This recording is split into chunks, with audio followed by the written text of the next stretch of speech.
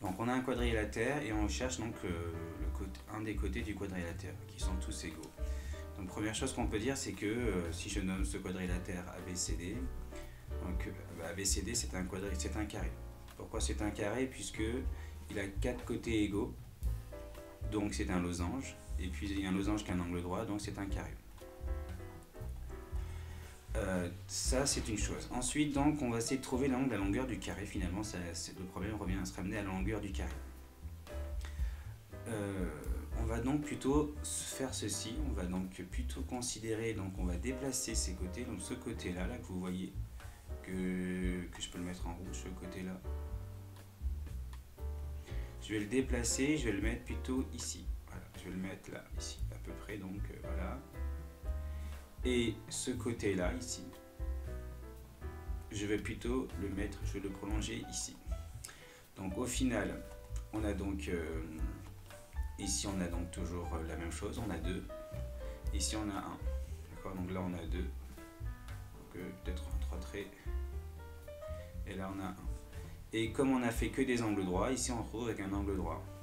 Donc au final, j'ai prolongé, on va se retrouver maintenant avec ce côté-là qui est intéressant, là, ici, qui est la diagonale du carré. Et donc là on a un triangle. Si j'appelle ce point-là maintenant, si j'appelle ABCD E, voilà. Mince, hop. Si j'appelle ce côté E, voilà. On a que ACE, par contre c'est un triangle rectangle. Et on va pouvoir utiliser Pythagore. Rectangle en E. Donc d'après Pythagore, donc, on aura donc AC au carré. AC au carré, donc c'est AE au carré plus EC au carré. Ce qui va en déduire que donc AC, c'est la racine carrée. Donc AE c'est 5 plus 2, donc ça fait 7 au carré. EC c'est 1, donc c'est 1 au carré. Ce qui va donner donc que ça va faire, ça vaut 49, ça vaut 1, donc ça fait racine de 50. Et racine de 50, donc on peut l'écrire comme 25 fois 2 pour 50. Et ce qui va donner donc 2 racines de 5, 5 racines de 2, pardon.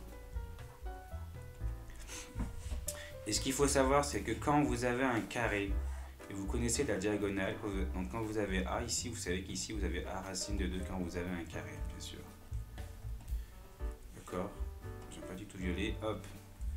Donc ici, là, si vous avez 5 racines de 2, donc autrement dit, là, si vous avez ici 5 racines de 2, ben là, vous avez 5. Donc x est égal à 5